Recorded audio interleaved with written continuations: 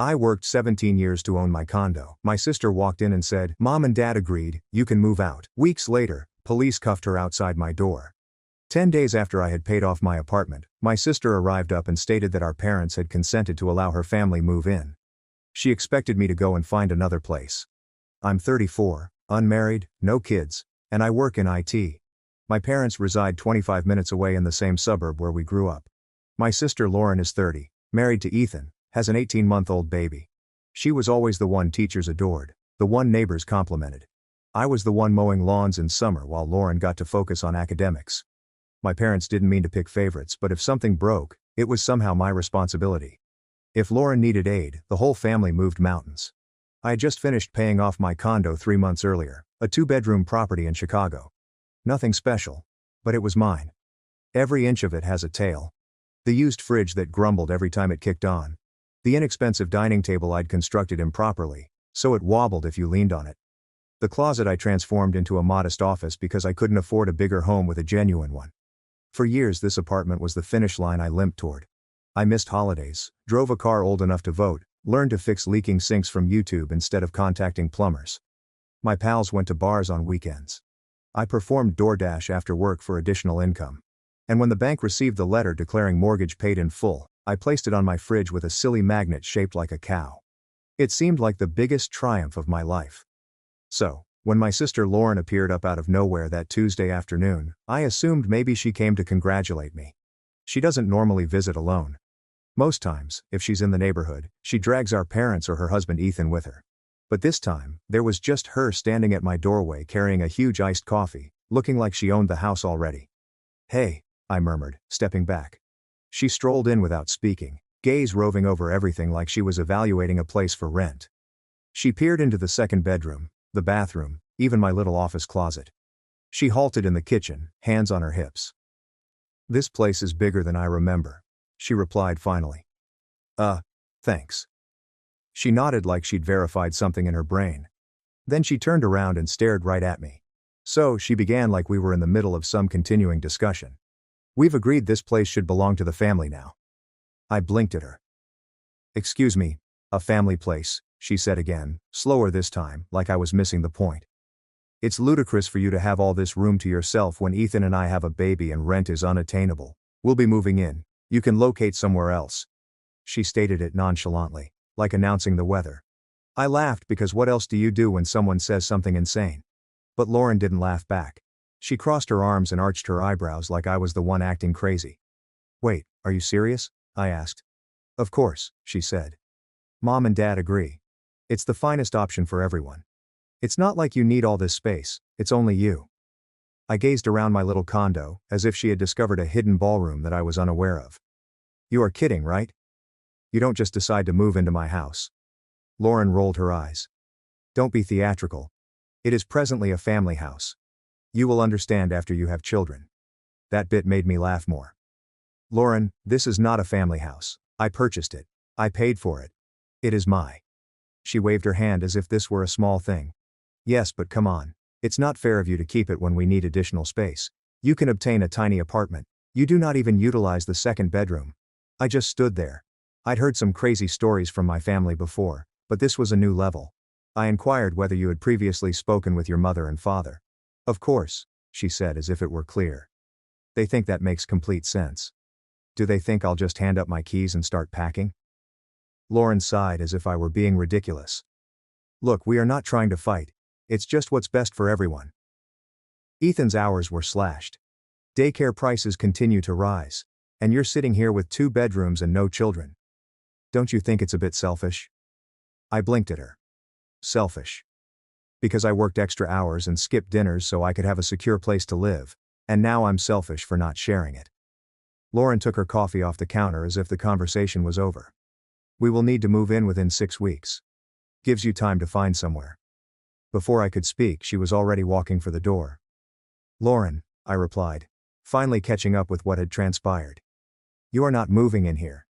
She halted with her hand on the doorknob and flashed me this smile. "People say this when they believe you will ultimately change your mind." "We've already talked to Mom and Dad," she said. Then she departed. I stood in the center of my living room, looking at the door after it had closed. The refrigerator kicked on behind me, eliciting the customary grumble. I looked over at the mortgage letter, which was still hanging there with the cow magnet. I briefly wondered whether I had dreamt everything, but Lauren seemed dead serious. Apparently, so were my parents. I wasn't upset yet. I simply felt off balance, like if the floor had shifted slightly and I was waiting to see if it would continue. After Lauren departed, I remained there for a while, gazing at the door as if it might open again. It did not. I sat down, opened my laptop, and tried to concentrate on work, but my thoughts kept returning to what she said. Family asset. As if she and Ethan had the authority to make that decision for me. I decided if I was going to relate the entire narrative, I should explain how we got here, because this did not begin yesterday. I've been working since I was 17. My first job was bussing tables in a dirty cafe near our high school. If clients felt generous, they might tip over the minimum wage. Most did not. After that, there were summer shifts at the hardware shop. After that, I worked part-time at the university library while in college. By the time I graduated, I had developed a practice of accepting any extra hours I could obtain. I lived cheaply for a long time. Studio apartment with a view of a brick wall and stuff from Craigslist. Meanwhile, Lauren was living a very other life. She's 4.5 years younger. My parents paid for her cheer camp, driving lessons and prom outfit while telling me they were short on money when I needed new brakes on my car. Lauren was the golden kid. Teachers adored her. Neighbors adored her. When she forgot homework, my parents explained that she was simply sleepy.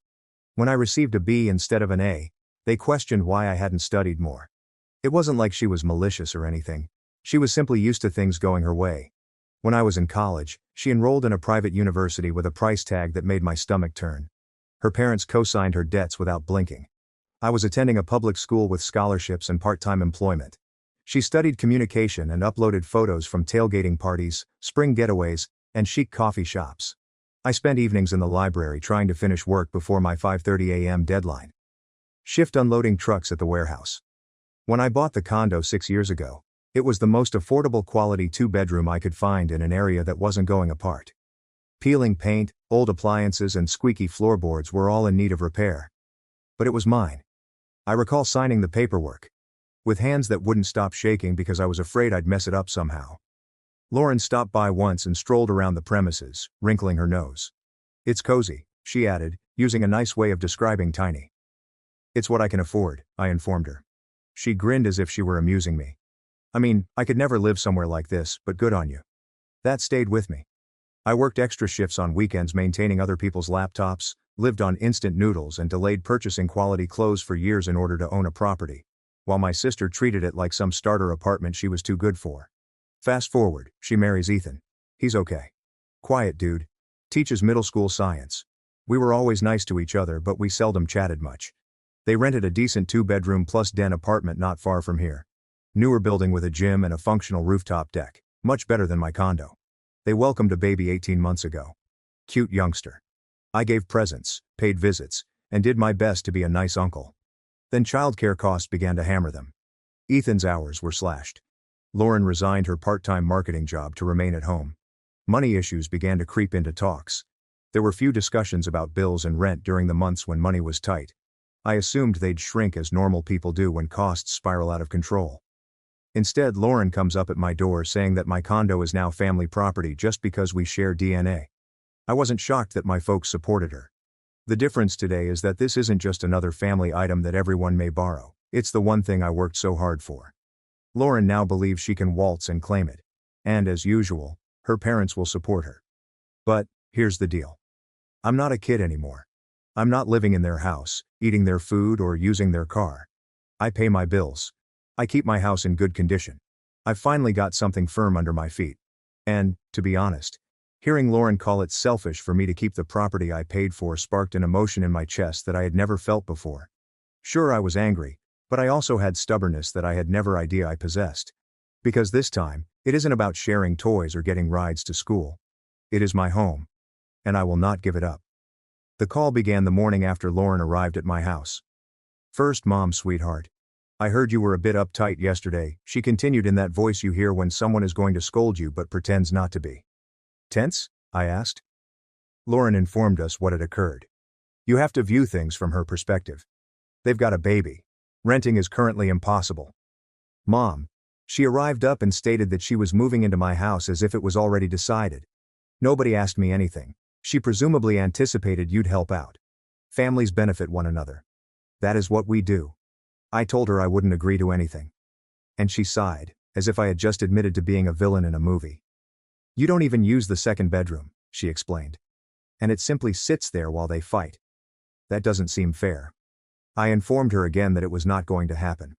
She said we'd discuss more over dinner on Sunday. I had no idea there was a supper on Sunday. By lunchtime, my phone was vibrating again. This time my father delivered the same message but with a displeased tone, as if I had breached some family taboo. He said things like, "Step up," and "bigger picture." I told him that I wasn't the one asking someone else to give up their house. He advised me not to be too theatrical. Then I got a text from an aunt I hadn't seen in over a year. "Honey, they simply need a break. You can find another location later. For example, some people store spare condominiums in their back pockets." Lauren texted a lengthy message later that evening, explaining that this was just temporary and for the sake of the family. She attached a chart Ethan created that showed how much money they had saved by moving in with me. It had a rent of $100, utilities reduced by around 40%, and no HOA or repair fees stated. As if the place kept itself out of benevolence. I did not react. Instead, I visited the complex's public website. They display the regular lease terms.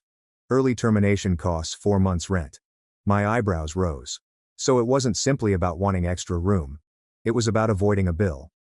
A few hours later, I contacted Tyler, a front desk employee at a nearby real estate company.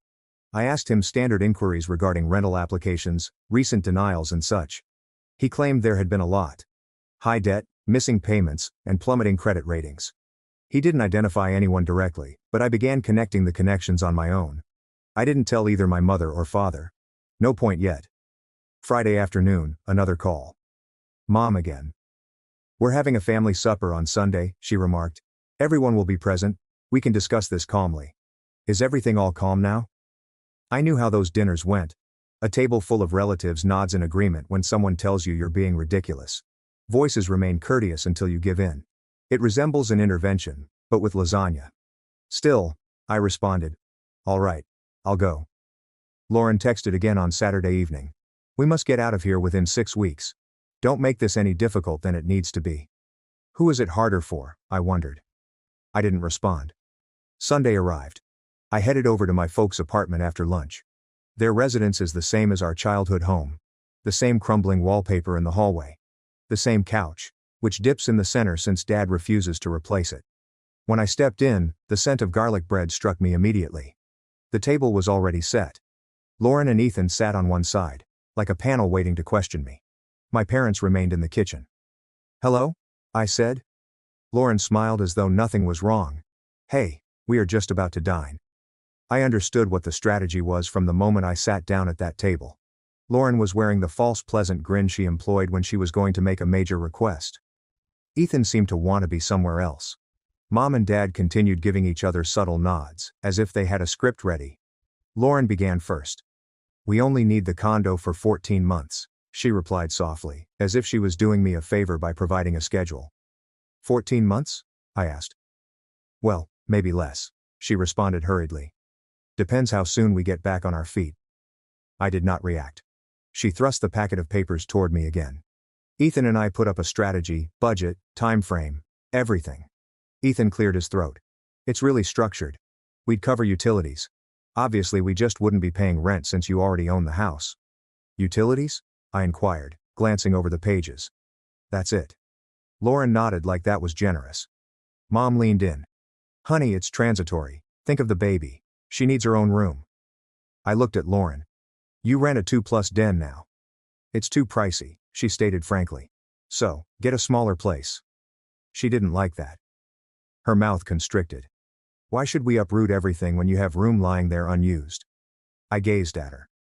"Because it's my home." Dad groaned, laying down his fork like he was going to offer knowledge from a mountain.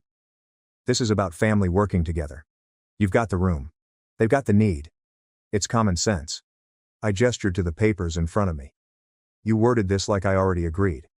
Did anyone consider to really ask me first?" Silence. Lauren eventually remarked, "We figured you'd be reasonable once you saw the numbers." I switched to the so-called budget page. No HOA fees indicated. No repairs. Utilities cut down like power bills run on feelings. Rent 100. I slid the folder back toward her. Not happening. Her smile cracked. Why not? You do not even utilize the second bedroom. That doesn't matter.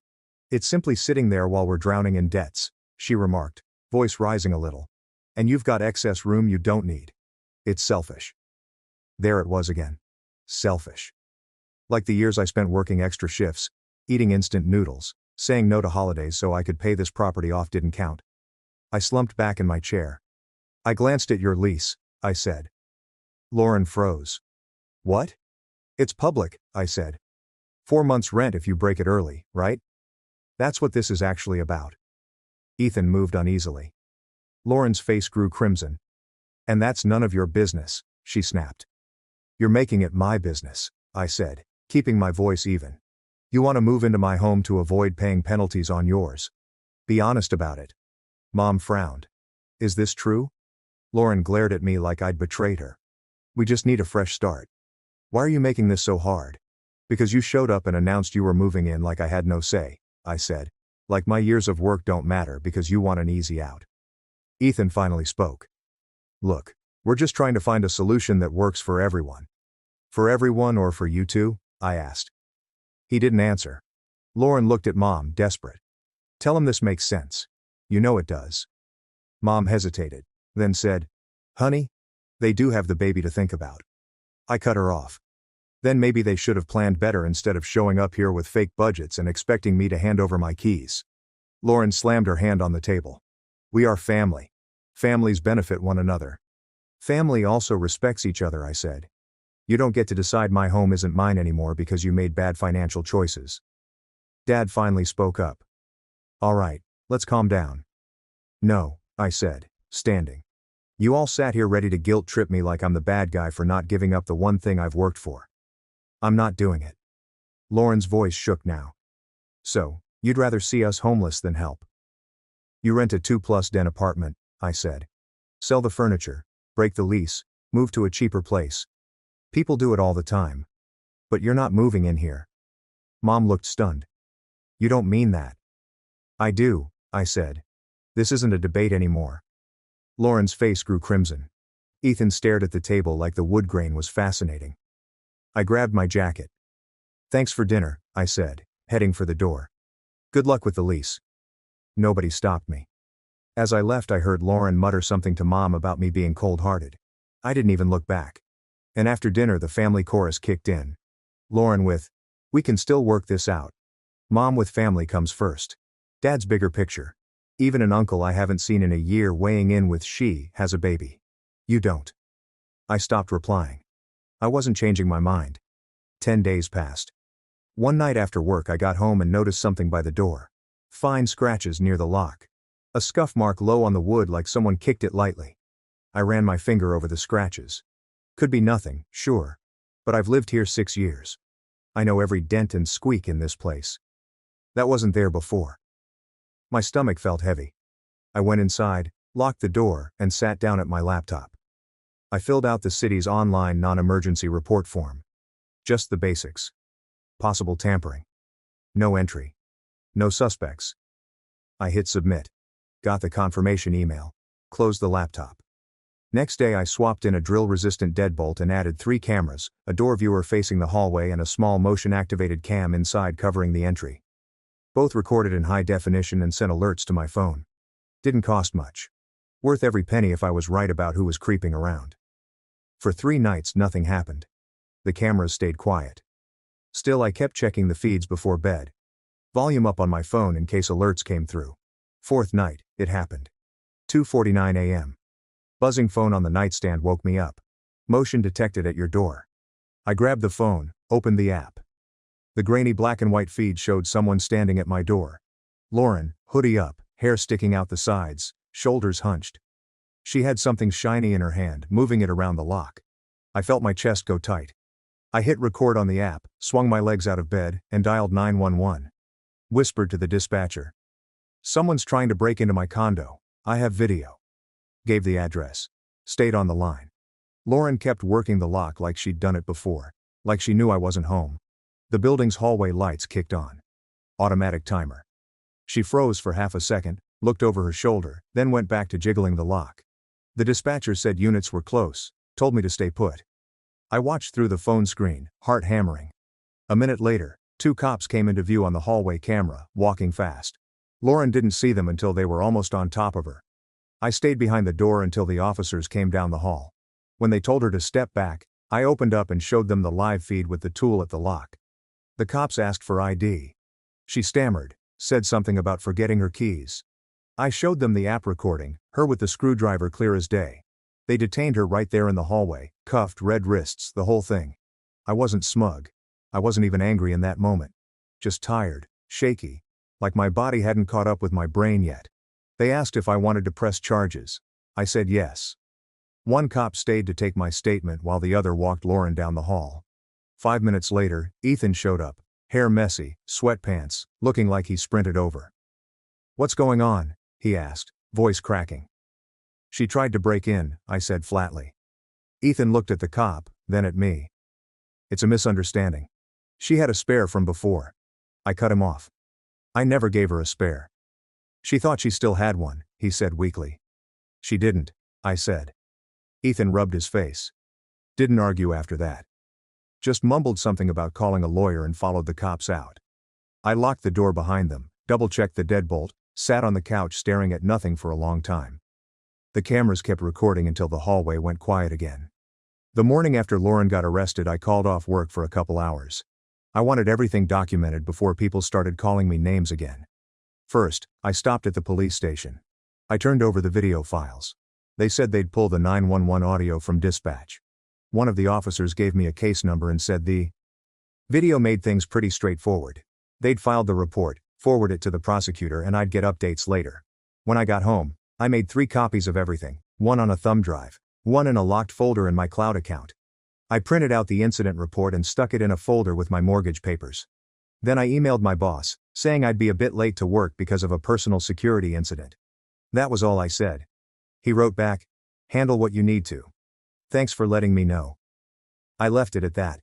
By noon my phone wouldn't stop ringing. Mom first. "How could you do this to your sister?" she asked, voice sharp. "She tried to break into my condo nearly 3 a.m. I said, "I didn't do this." "She did." "You didn't have to call the police," Mom said, like there had been some better option. "She had a screwdriver in my lock," I said. "What did you want me to do? Open the door and offer her coffee?" "Family should handle things privately," Mom said. "Does privately mean pretending it didn't happen?" I asked. She didn't answer that one. A couple hours later, Dad called. Same tone, different words. "She has a baby," he said. "She made a mistake. Don't ruin her life over this." "She made her own choices," I said. "I was asleep in my own home. I'm not apologizing for protecting it." He muttered something about me being cold. I hung up before saying something I'd regret. By evening my aunt texted, "She didn't mean it. Just drop the charges." I ignored it. 2 days later a neighbor mentioned an old fraud case. Court records showed a deferred sentence and probation from years back. The new arrest didn't violate active probation, but it did mean a new conviction on top of a prior case. I looked it up later. Court records are public if you know where to look. Sure enough, Lauren had a small fraud charge from 6 years ago. Deferred sentence, probation, fine paid. Nothing major, but it was there. I didn't post about it anywhere. Didn't tell cousins. Didn't go on some big rant online. I answered the prosecutor's questions, emailed the footage when they asked for it, and kept everything boring and professional. Lauren's case moved fast. They booked her on misdemeanor charges related to the break-in attempt, and the prior case didn't help. She pleaded guilty to avoid a bigger mess. The judge gave her a short 90-day sentence and a criminal record that wouldn't go away this time. Ethan texted me while she was inside. Long paragraph about how they'd been under stress. Daycare costs, medical bills, rent too high, life coming at them too fast. He said Lauren was just trying to do what parents do. Keep a roof over their kid's head.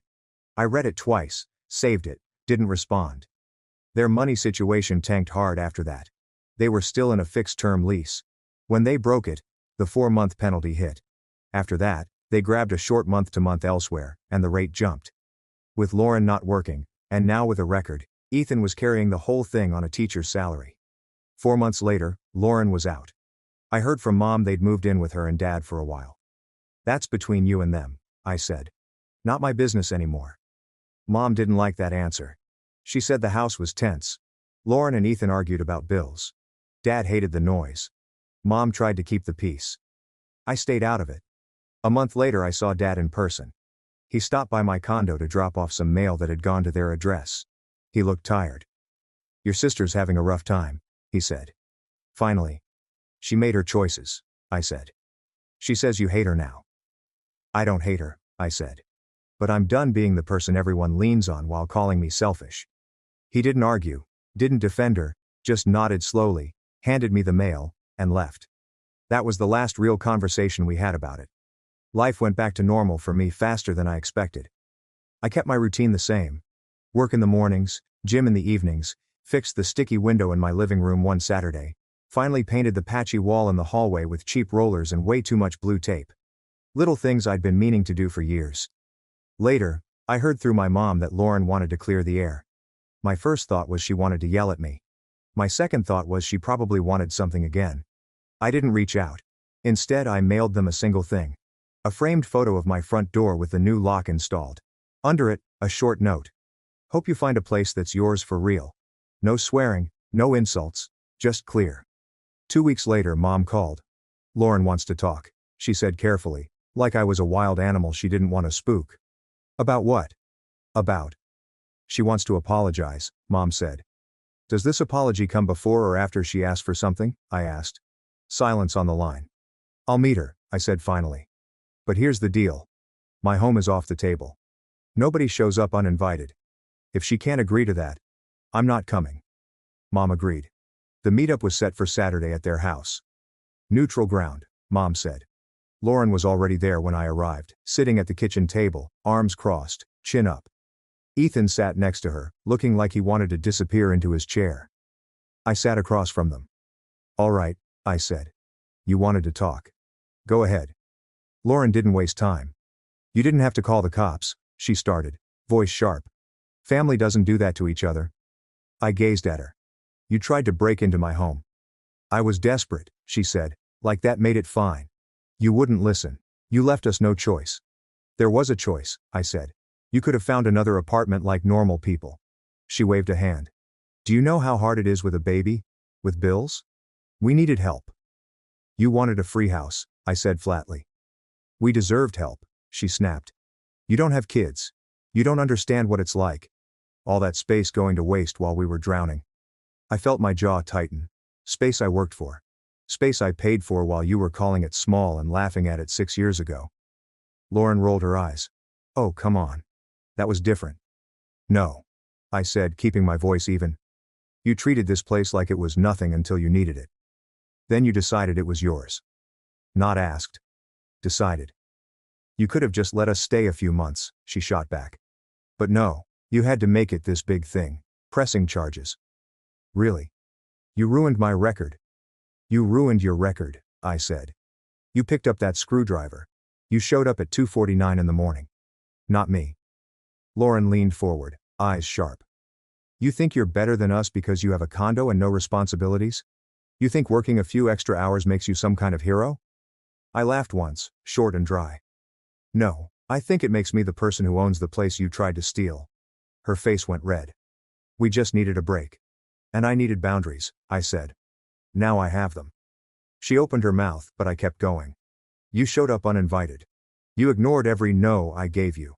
You tried to break in, and now you're mad at me because there were consequences. Ethan finally spoke, voice low. She just means it didn't have to go this far. It went as far as she pushed it, I said. I'm not carrying that for her.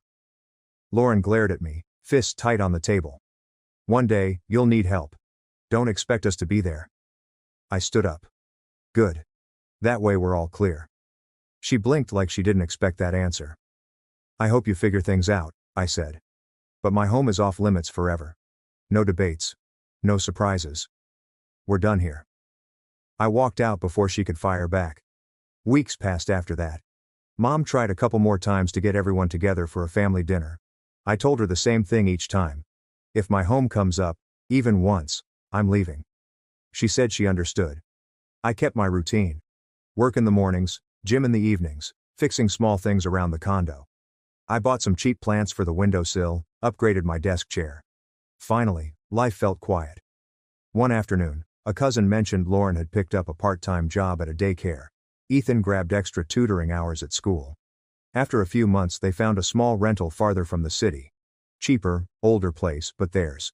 I didn't reach out. Not angry, just done. 14 months later, the condo looked better than it ever had. Fresh paint on every wall, not just the hallway this time. New locks on both doors. The squeaky floorboard near the bedroom finally fixed after years of promising myself I'd get around to it. I bought a decent couch, got rid of the lumpy one I'd been hanging onto since college. Picked up a used rug that didn't clash with the curtains for once. Even the closet office looked better. I mounted a real shelf instead of stacking everything on milk crates. The plants by the windowsill were still alive somehow. A couple even had new leaves. I watered them on schedule, gave them the good sunlight, talked to them sometimes when I was bored. Coming home felt different now. Not because the place looked nice, but because it was mine in a way it hadn't been before. I'd open the door after work, hear the deadbolt click behind me, and feel it in my shoulders. The weight of the last year just gone. No surprise visitors, no guilt trips, no phone calls telling me I was selfish. The quiet wasn't lonely. It was steady. For the first time in a long time I could actually sit on my couch with the TV off. No noise, no drama, and just breathe in my own space without wondering what fight was coming next. Peace. Not victory. Not revenge. Just boundaries that stayed where I put them.